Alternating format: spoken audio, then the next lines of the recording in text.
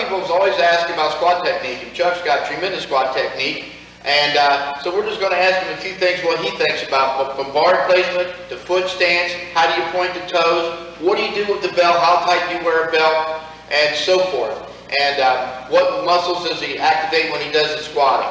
So Chuck, you want to go ahead and just demonstrate and just walk us through it. All right.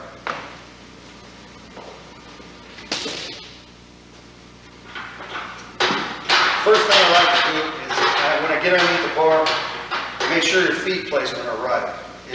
If it's not, what happens is you take it out of the rack and you start tilting. Your stomach don't stay tight, nothing stays tight. So this is the first thing you do. Make sure you set under the bar completely. We have bands on the bar right now, it's just demonstrating that way I have a little bit of weight on here anyway. The second thing I do is I get a lot of air in my stomach. I'm pushing my stomach out. Take a lot of air and I push out against the belt. Right when I'm underneath the bar, get the bar placement, push out of my stomach, lift my head up, take the bar out.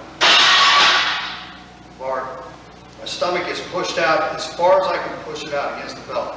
At this point, before I lower the bar, actually what I do is I rebreathe, take another breath, push out of my belt again, and then start descending. When I descend, I set back. Start flaring my knees out when I get to the bottom of the lift and flex on the way up. All right.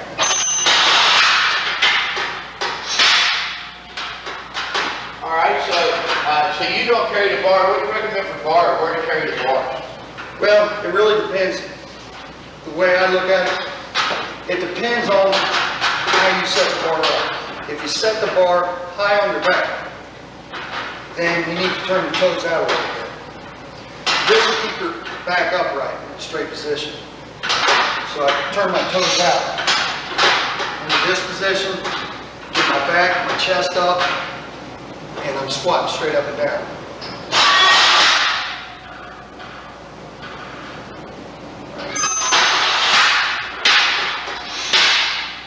That's for straight up and down squat. If you're bending over, it's totally different. I would have to lower the bar height or the rack height.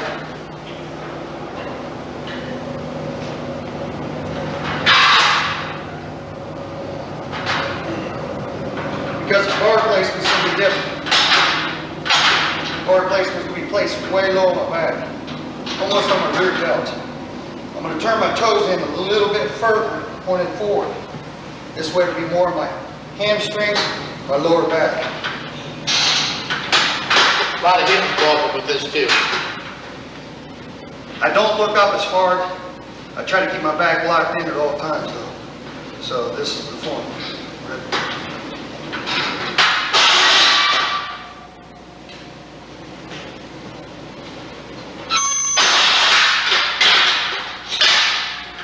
But to use this form, you basically have to have a really, really strong back. Your back has to be strong, your hip flexors has to be strong, and the equipment where it's going to be different. Well, speaking about equipment, I noticed, I watch you train all the time for years. When you're in a poly suit, you actually squat a little different than you do in the meet when you're in your canvas. Can you explain the difference in the techniques when you put a canvas on versus a poly? Well, canvas, what I found, whenever you use a canvas, you have to squat straight up and down. They're so tight at the bottom. You get to the bottom of the lift, if the bar's low on your back and you're leaning over, you get to the bottom, it seems like it tilts you over. So that's the reason why. With the canvas, you got to get straight up and down. You have to turn your feet out. As you're coming down with the bar, with the canvas, you set back into your suit. But when it really starts tightening up, it'll tighten up right into here. You got to flare your knees out. They got to go out, out, out. That keeps you in a straight line. If not, you'll tilt and dump. So that's what happens with that.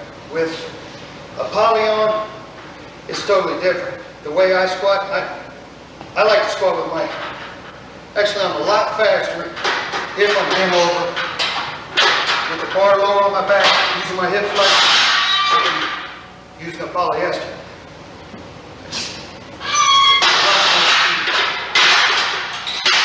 That's the two differences.